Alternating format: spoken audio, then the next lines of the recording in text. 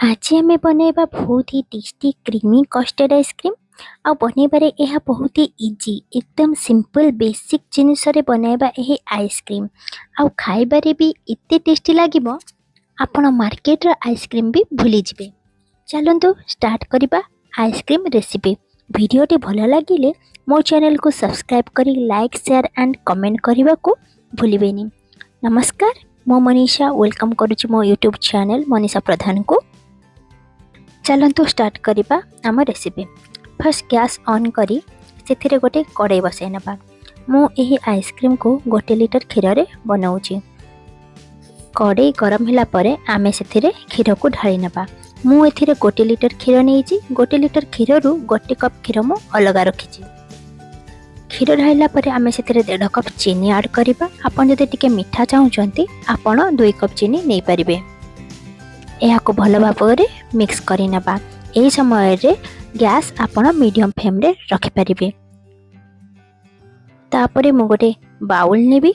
सेथिरे जो 1 कप क्षीर मु रखिची से क्षीर को मु ढाली नेबी।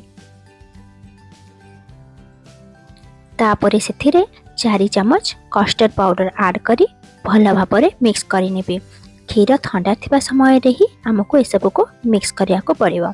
मिक्स कले एथिरे लम्स रहबनी। याको मु धीरे धीरे स्पून सहायरे मिक्स करिबी। स्पून नले आपण याको व्हिस्क रे भी मिक्स करि परिबे।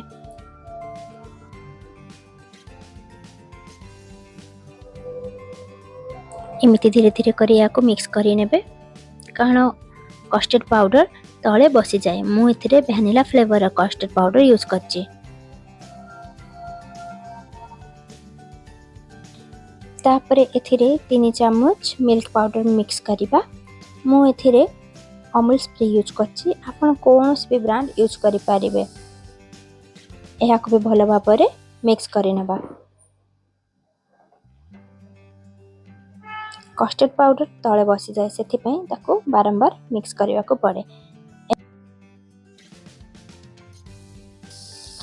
मिक्स हो गला परे आमे जो बॉईल होतबा क्षीर रे या को धीरे धीरे ऐड करबा।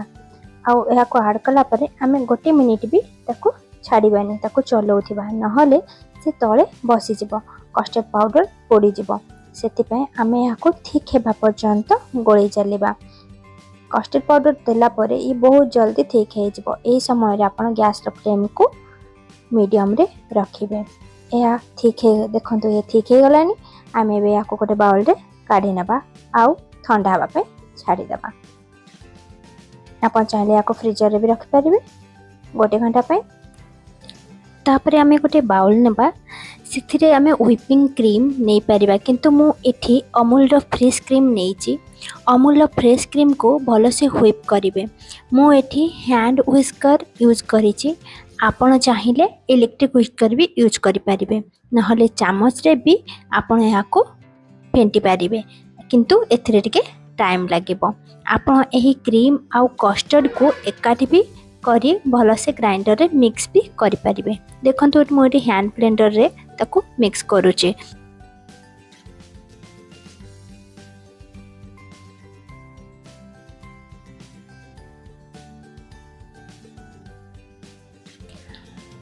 एमिति याको आमे क्रीम को मिक्स करि सरला परे एही क्रीम रे एबे आमे कस्टर्ड जो ठंडा हबा पई रखिथिले ताको मिक्स करी पुणी 1 ରୁ 2 मिनिट व्हिप करिबा। एही समय रे आपण जदी चाहंती लेमन येलो फूड कलर भी टिके ऐड करि परिबे। एहा बिल्कुल ऑप्शनल अछि। आपण याको स्किप भी करि परिबे। एही लेमन येलो कलर टिके ऐड कले आइसक्रीम रो कलर टिके भला आसीबो।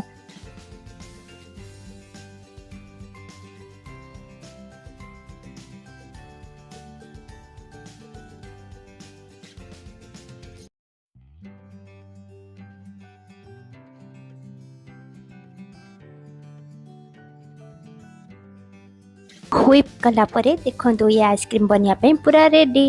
एबे मु छोट छोट हमर हांडी नै जाईची जो थिरे के मटका कुल्फी कहंती सेथिरे मु ए आइसक्रीम को फिल करले।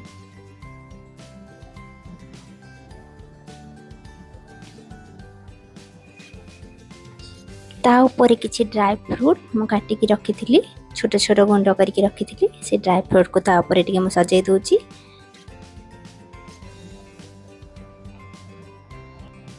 ड्राई फ्रूट को दे सारा पर आमे ताको एबे एल्युमिनियम फॉइल रे कवर कर नेबा। एल्युमिनियम फॉइल रे कवर न कले ऊपर बरफ जमाट बांधे जीव से एल्युमिनियम फॉइल रे आमे एमिति सब को कवर कर नेबा।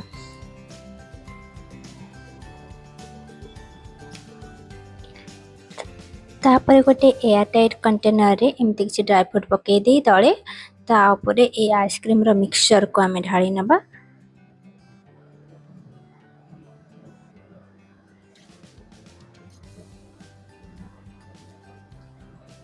ता ऊपर किसी मो ड्राई फ्रूट पके देउची, आपण चाहिले ताको परे भी पके पारिबे। तापर ताको एल्युमिनियम फॉइल रे कवर करी ता घोड़णी को टाइटली बंद कर देबा। टाइटली बंद कर सारा पर आमे ताको फ्रीजर रे 6 रु 8 घंटा पई ताको आइसक्रीम जमा हबा पे रखि नेबा।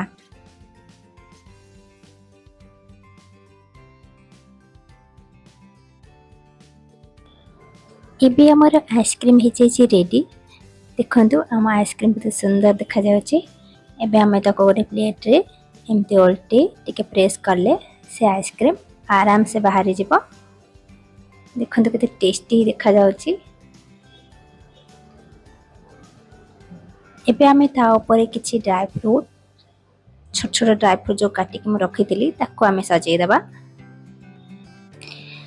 एहा सहित रेडी हे गला हमरो टेस्टी क्रीमी कस्टर्ड आइसक्रीम। देखिले केते इजी आइसक्रीम बनाइबा, आपण भी ट्राई करंतु। देखंतु मो ताको कट करूची, केते सुंदर पीसेस रे कट हेउची। आपण भी घरे बनी ट्राई करंतु। वीडियोटी भलो लागि थिले लाइक शेयर एंड सब्सक्राइब करिया को जमा भी भूलिबेनी। Thanks for watching.